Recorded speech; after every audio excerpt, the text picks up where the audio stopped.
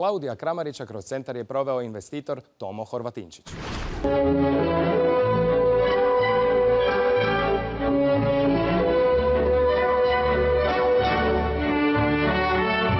Najfiniji i najskuplji kamen, staklo i čuda moderne arhitekture korišteni su u projektu od kojeg se, kako kaže njegov investitor, očekuje da oživi staru gradsku jezgru. Par sati je do otvaranja, osjećam se odlično kao što vidite. Kako je rađena ta fasada? To je posebno nekako staklo, odakle je stiglo, sve me zanima. To je translucidna fasada, trodjelna, koja se iz stanova se može vidjeti na Cvjetni, a sa Cvjetnoga se ne može vidjeti u stanove.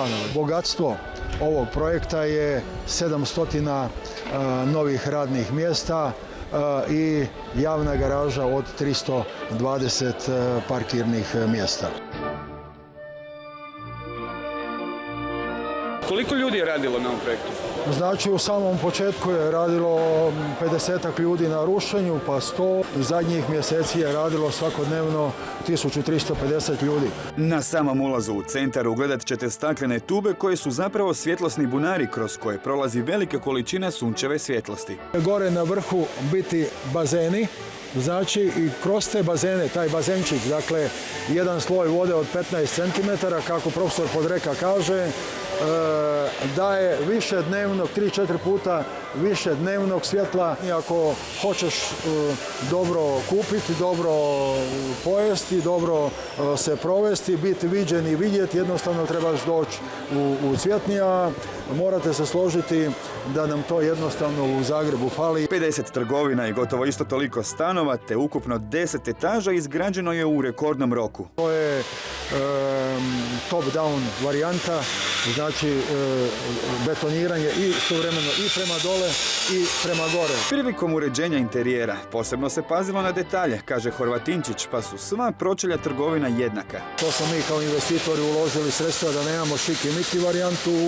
od tih izloga, nego da ipak dajemo jednu ozbiljnost i izgled unificirane ulice. Ajdemo reći Rolls Royce u opremi, ali ipak nismo otišli u nebo. Cijena kvadratnog metra stana će biti između 5 i 6,5 tisuća eura plus PDV. Ovo je sad prvi put službeno da vi govorite. Da, evo, ovo službeno, nema nikakve tajne. Nisko prizemlje i visoko prizemlje. Kao što vidite, ovo su zadnji trenuci. I ovdje svaki ovaj dio, svaki ovaj kvadrat će biti ispunjen nekakvim sadržajem.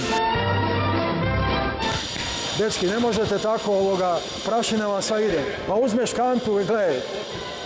Ne, ali mi padnemo na kanti vode. Da.